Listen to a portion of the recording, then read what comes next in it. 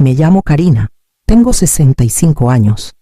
He vivido casi toda mi vida con mucho cuidado, midiendo cada paso, cada decisión y cada palabra, convencida de que la independencia y la claridad eran mis escudos contra las decepciones. Esa mañana estaba tomando mi té de manzanilla en la cocina silenciosa de mi departamento en Guadalajara, con el murmullo suave del tráfico colándose por la ventana abierta, cuando mi celular vibró con insistencia sobre la mesada. Era un mensaje de Ximena. Presentía el tono antes de abrirlo. Esa autoridad que una hija ejerce después de años esperando que le obedezcan. El texto era seco, brillando con precisión. Los vuelos salen en 20,000 pesos cada uno. Supongo que eso está fuera de tu presupuesto. Las palabras me pegaron como ráfaga fría por una rendija. Fuera de mi presupuesto. Mi presupuesto. Después de décadas manejando mi vida y mis finanzas, después de años tomando decisiones cuidadosas y deliberadas, sentí una mezcla desconocida de shock y dolor. Tragué saliva, la garganta apretada, y solo asentí al mensaje como quien reconoce una verdad absurda e invisible. Minutos después, otra vibración anunció una traición más concreta. La app del banco parpadeó con un aviso: 4 boletos en clase ejecutiva cargados a mi tarjeta. 4 boletos en clase ejecutiva sumaban 72,000 pesos. Los números me hicieron temblar las manos.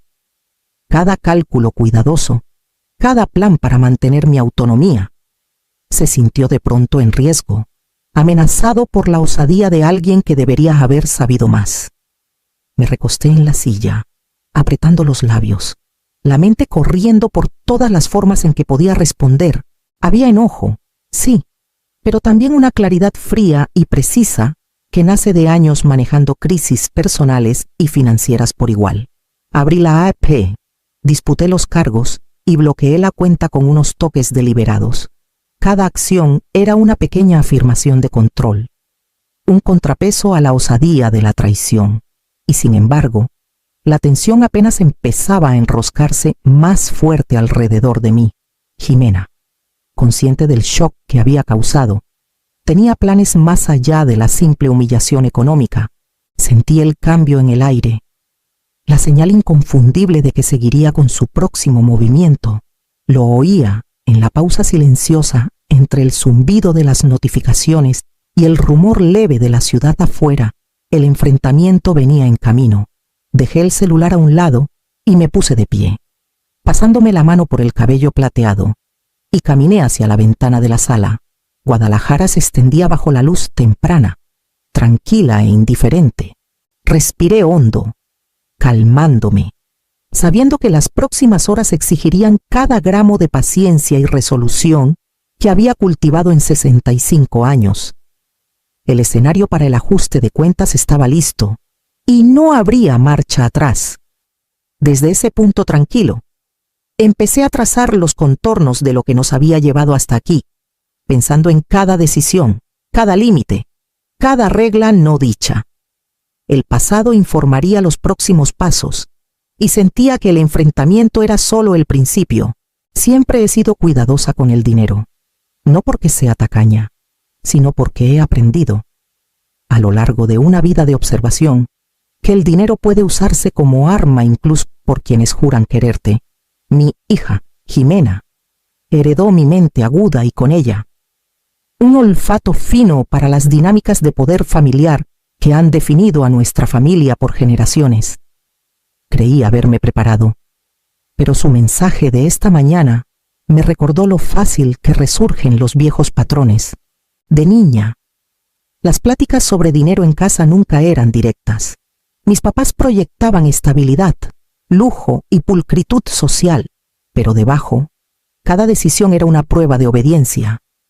Préstamos y regalos solían disfrazarse de generosidad, pero el precio de la aceptación era invisible y exigente. Vi a primos y hermanos atrapados en esa red invisible, sus elecciones medidas siempre contra expectativas arbitrarias. Me enseñó temprano que la claridad y la documentación valían tanto como la confianza. Al llegar a adulta, aprendí a protegerme en silencio. Cuentas separadas, nunca firmar préstamos sin pensarlo bien, y un registro de cualquier ayuda económica que diera. Hasta los regalitos pequeños los calculaba dentro de mi presupuesto personal. Las lecciones no nacieron de paranoia, sino de necesidad. Una cosa era manejar mis propios recursos, otra, navegar las obligaciones invisibles que impone la familia, donde una sonrisa bien intencionada podía ocultar coerción. Con los años, me volví experta en detectar la manipulación antes de que prendiera. Vi cómo mi hija, lista y ambiciosa, podía imitar las mismas tácticas que yo había sufrido. A veces a sabiendas, a veces sin darse cuenta.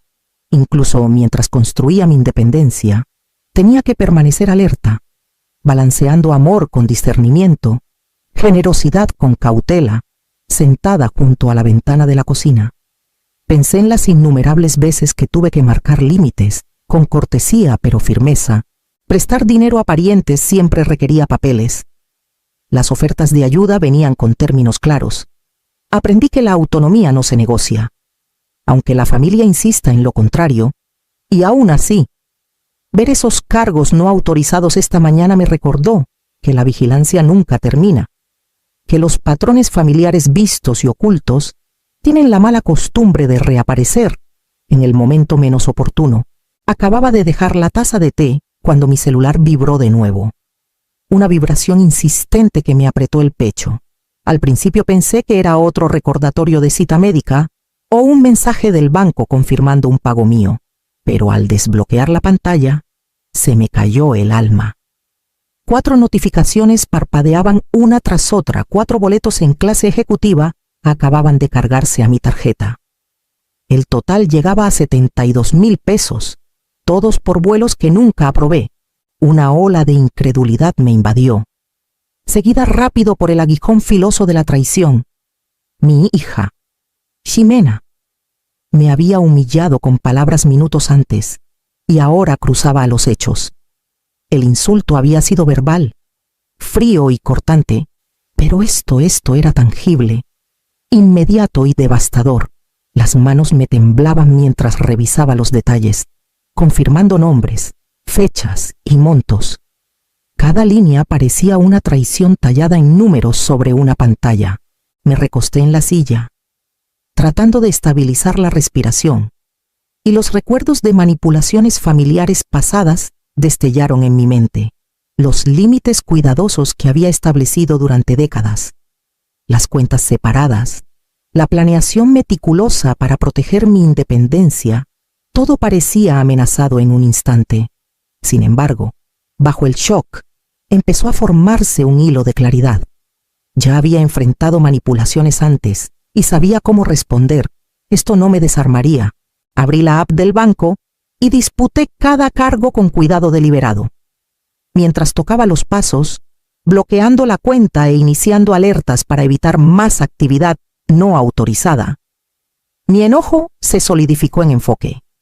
Esto era más que una violación financiera. Era una prueba de mi resolución, un desafío a la autonomía que tanto había luchado por mantener. La traición era personal, sí, pero mi respuesta sería metódica, medida e inquebrantable. Aún terminando los últimos pasos para asegurar mis finanzas, no podía acallar la mezcla de emociones que bullían dentro de mí. Había shock, humillación e incredulidad, pero también una corriente creciente de determinación. Ximena había asumido que podía manipular y controlar, pero subestimó a la mujer con la que se metía, una de 65 años que había pasado su vida entendiendo las corrientes sutiles de poder, control y consecuencia.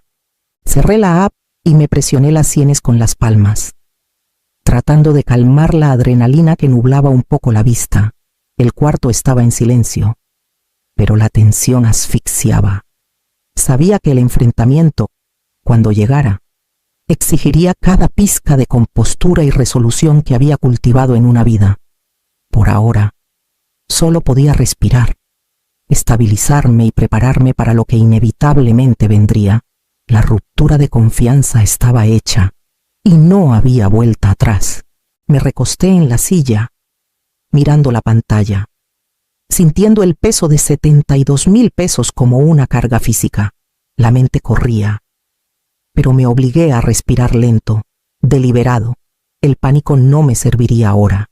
Siempre creí que la claridad y la preparación eran las defensas más poderosas contra el caos, y pensaba aplicar ambas. El primer paso era obvio: disputar los cargos. Navegué la app del banco con precisión practicada, ingresando detalles de las compras no autorizadas. Cada boleto, cada fecha, cada asiento en clase ejecutiva quedó documentado al detalle. Los dedos se detuvieron sobre la confirmación final antes de presionar enviar. El corazón martillando contra las costillas. Ya no era un insulto abstracto, era una violación concreta de la confianza. Actué rápido para bloquear la tarjeta, asegurando que no hubiera más cargos que agravaran la traición. Revisé 2 veces mis otras cuentas, cambiando contraseñas y configurando alertas, creando capas de seguridad que harían imposibles futuros intentos. Incluso mientras mi mente racional organizaba estos pasos, las emociones hervían debajo. Había enojo por la osadía del acto, un aguijón filoso de humillación, y aún así, debajo de todo, una determinación profunda e inquebrantable. Empecé a recopilar evidencia, capturas de pantalla de los cargos, marcas de tiempo de los mensajes, notas de cada acción tomada. Si esto escalaba, si Jimena intentaba manipular la narrativa, o si otros se sumaban a justificar su conducta, tendría un registro. Cada nota, cada captura, cada paso en el proceso era una afirmación de mi agencia. Ya no solo reaccionaba, tomaba el control, aún con la adrenalina bajando un poco. El miedo rondaba los bordes de mi mente. La idea de que Jimena llegara a mi departamento, de la reacción familiar, se cernía como sombra, pero el miedo no era mi amo. El enojo dio paso a la claridad, y la claridad reforzó la resolución. Había pasado 65 años aprendiendo a protegerme, a anticipar la manipulación y a marcar límites sin pedir disculpas. Ahora, ponía en práctica cada lección. Presioné la confirmación final en la app, recostándome con un suspiro lento. Los cargos estaban disputados, la tarjeta bloqueada y la documentación organizada. Me quedé un largo rato sentada, sintiendo que la tensión se drenaba lo justo para pensar, pero no lo suficiente para olvidar. Jimena me había puesto a prueba, pero yo había respondido al desafío. Sabía que el enfrentamiento era inevitable, pero al menos ahora lo enfrentaría en mis términos. El cuarto estaba en silencio, salvo por el rumor suave de la ciudad afuera. Pero dentro de mí, la tormenta se había asentado en una corriente firme de resolución. Lo que viniera después, me plantaría firme, plenamente consciente de las consecuencias y plenamente dueña de mis acciones. Para media tarde, el aire en mi departamento de Guadalajara se sentía pesado, cargado de expectativa. Jimena había llegado, sus ojos filosos escaneando el cuarto como si esperara verme derrumbarme en cualquier momento. No esperó saludos. «Karina, no puedes simplemente negarte a pagar este viaje», dijo, voz suave pero con filo de acusación. «Todos cuentan contigo. Se trata de la familia». Sostuve su mirada pareja, consciente de la tensión sutil que acompañaba sus palabras. Esto no era solo por los vuelos, era por el control, por probar si cedería a las reglas invisibles que había interiorizado de la larga historia de juegos financieros de nuestra familia. Mis dedos descansaban sobre el celular en el bolsillo, grabando. Cada toque una pequeña afirmación de mi propia autoridad. En minutos, otros familiares empezaron a aparecer. Antonio, mi yerno, llegó con sonrisa forzada, sosteniendo un montón de itinerarios. Mi tía Leonor rondaba cerca de la puerta. Su presencia mezcla de preocupación y juicio silencioso. Hasta los primos Rafael y Gabriel entraron, unos con curiosidad, otros con aprehensión callada. Jimena dio un paso al frente, colocándose casi teatralmente entre yo y los demás. Brazos cruzados, labios apretados en línea delgada. «Esto no es solo por el dinero. Karina», continuó Jimena, con un aire practicado de sinceridad. Es por la confianza. Tú aceptaste ayudar. Lo prometiste. Sus ojos saltaron a los otros, invocando en silencio su confirmación. No me inmuté. Yo no acepté, dije pareja. Nunca prometí. Actuaste sin mi permiso. El cuarto cambió sutilmente. El peso de patrones pasados oprimiendo. El gaslighting, estrategia familiar conocida. Empezó a ondular por la conversación. Todos pensamos que querías participar, dijo la tía Leonor, voz calmada pero insistente. Ximena te lo recordó en el grupo. Sostuve su mirada firme. Nunca confirmé pago por estos boletos. Cualquier afirmación contraria es falsa. La compostura de Ximena vaciló una fracción de segundo antes de enmascararla con indignación. Tú siempre complicas todo. Siempre lo has hecho, dijo. Incluso ahora, después de todo, te niegas a apoyar a la familia. Tu independencia vale más que nosotros. Presioné la mano contra el bolsillo, sintiendo el celular bajo los dedos, grabando todo. El aparato era mi ancla, una forma tangible de afirmar control entre las acusaciones giratorias. Mi voz se mantuvo calmada. La independencia no anula la responsabilidad, pero sí requiere consentimiento. Actuaste sin el mío. Ese es el límite que he mantenido por décadas, y no cambiará ahora. La tensión se espesó mientras las voces subían al unísono. Algunas solidarias con Ximena, otras cuestionando sus acciones. Agravios pasados emergieron. La larga historia de manipulación y expectativa hilvanando cada intercambio. Pero yo no me inmuté. No alcé la voz. Cada afirmación se encontró con hechos medidos. Cada acusación contrarrestada con recuerdo claro, para cuando el enfrentamiento alcanzó su punto álgido. Sentí que la energía en el cuarto cambiaba. Algunos reconocieron el patrón de conducta, la prueba deliberada de límites y la osadía de asumir obediencia. Exhalé lento, la cámara del celular capturando los cambios sutiles de expresión, las hesitaciones fugaces, y la verdad que tanto había buscado afirmar mi autonomía no era negociable ni opcional.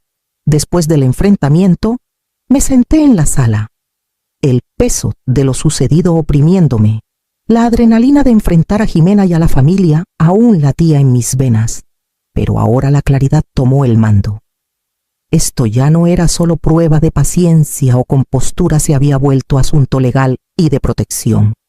Necesitaba actuar con decisión. Primero, llamé al banco. La representante escuchó mientras explicaba los cargos no autorizados, sumando 72,000 pesos por 4 boletos en clase ejecutiva. Oí la preocupación en su voz al confirmar que las transacciones estaban marcadas y se investigarían. Me guió para congelar la cuenta y evitar más cargos no autorizados, e iniciar disputa formal por cada boleto. Tomé notas cuidadosas de cada número de referencia, cada marca de tiempo, documentando todo al detalle. Luego, contacté a una especialista en fraudes que me recomendó una colega. Alicia revisó la situación con precisión, haciendo preguntas detalladas sobre mis cuentas, actividad reciente y quién tenía acceso a mi información personal. Explicó que el abuso financiero familiar es sorprendentemente común y enfatizó la importancia de documentación formal para protegerme. Juntas, implementamos medidas extra de seguridad, autenticación de 2 factores en todas las plataformas financieras, alertas detalladas para transacciones futuras y monitoreo en las 3 principales agencias de crédito. Finalmente, contacté a una abogada especializada en robo de identidad y abuso financiero. La oficina de Erika era calmada y metódica, contraste crudo con la tormenta emocional que había soportado antes. Me explicó mis opciones: carta formal de cese y desista a Ximena y cualquier familiar involucrado, reporte penal si fuera necesario, y preparación de registro de evidencia por si procedían acciones legales. Sentí alivio mientras Erika delineaba un plan paso a paso, dándome un marco tangible para recuperar control. Al final de la tarde, había enviado notificaciones formales, asegurado mis cuentas y preparado cartas legales. Cada acción reforzaba mi autonomía y establecía límites claros que no se podían ignorar ni desestimar. Los pasos eran metódicos, cada uno un movimiento calculado para prevenir violaciones futuras. Recostándome en la silla, me permití una respiración profunda. El peligro inmediato estaba mitigado, pero la conciencia de lo fácil que se viola la confianza persistía. Había actuado rápido, firme y efectivo, transformando mi shock y enojo en medidas protectoras. Era un empoderamiento distinto arraigado en acción y previsión, asegurando que la traición, por cerca que llegara, ya no me tomaría desprevenida. El departamento estaba en silencio ahora, la ciudad zumbando suave, afuera de la ventana, pero dentro. Mis pensamientos corrían como corriente indomable. Había asegurado mis finanzas, bloqueado la cuenta y consultado especialistas y abogada. Aún así, mientras las medidas prácticas se asentaban, el peso emocional de la traición me oprimía el pecho. La osadía de Jimena, la complicidad de la familia extendida y los patrones repetidos de manipulación no eran solo financieros, eran personales. Me serví una taza de té, tratando de anclar mis pensamientos. El aguijón de la humillación persistía, un dolor sordo que me recordaba años navegando corrientes similares de control y expectativa. La terapia había sido refugio en el pasado, lugar para desenredar los hilos invisibles de obligación, culpa y lealtad tejidos en mi vida desde niña. Llamé al doctor Winters, agendando sesión para la mañana siguiente. Hablar en voz alta con alguien que entendía los mecanismos de manipulación familiar siempre me ayudaba a filtrar enojo, miedo y duda persistente. Durante la sesión, tracé cada paso de los eventos matutinos, los cargos no autorizados y el enfrentamiento con Jimena en detalle meticuloso. El doctor Winters me animó a reconocer la traición sin minimizarla, a permitirme tanto el shock como el orgullo de plantarme firme. Me recordó que la independencia trae libertad y responsabilidad, y que mantener límites es práctica, no acto único. Pensé en la resiliencia, cualidad que había cultivado por décadas. Cada enfrentamiento, cada límite afirmado, había fortalecido mi capacidad de responder en vez de reaccionar. El enojo y la tristeza eran naturales, pero no me definían. Eran marcadores de lo que estaba en juego, de la autonomía que había luchado por preservar. Al terminar la sesión, sentí un cambio sutil dentro de mí. La niebla emocional se había levantado un poco, reemplazada por claridad más firme. No estaba indefensa, ni aislada. Tenía aliados, recursos y plan claro para navegar las secuelas. Sanar. Comprendí. No era olvidar la traición, sino integrar sus lecciones. Era reforzar las estructuras prácticas y emocionales que me protegerían en el futuro. Colgué con un suspiro profundo, recostándome en la silla. El departamento se sentía más ligero. Y por primera vez ese día, me permití imaginar avanzar calma, deliberada y lista para relacionarme con el mundo en mis propios términos. Habían pasado semanas desde el enfrentamiento y la turbulencia se había acallado. Mis cuentas estaban seguras, alertas puestas y cada transacción no autorizada disputada. El peso de 72,000 pesos se había levantado, reemplazado por control firme. Empecé a voluntariar en un centro comunitario local, enseñando a adultos y jóvenes a manejar sus finanzas, reconocer manipulación y marcar límites compartiendo lecciones forjadas de mi propia experiencia. Las interacciones familiares también cambiaron. Limité contacto a quienes respetaban mi autonomía, dejando crecer conexiones honestas y mutuas mientras patrones tóxicos se desvanecían. Jimena se acercó con cautela, pero mantuve los límites que había aprendido a imponer. Cada plática se volvió medida, deliberada y guiada por respeto en vez de miedo u obligación. Sentada a la mesa de la cocina una mañana, revisando planes de clase para un taller de educación financiera, comprendí cuánto había avanzado. La tormenta de traición, manipulación y violación me había dejado más fuerte, más segura y profundamente consciente de mis propios límites. Ya no necesitaba probar nada a nadie. Mi independencia estaba intacta, mi juicio confiable y mi dignidad recuperada. El departamento se sentía más ligero, más callado, pero lleno de propósito. La paz se había instalado en el espacio que antes ocupaba el miedo, y con ella, el saber que el autorrespeto podía coexistir con la compasión. Había protegido lo mío, enfrentado la traición sin ceder, y emergido con claridad y calma. El pasado ya no me controlaba, y por primera vez en décadas me sentía verdaderamente libre.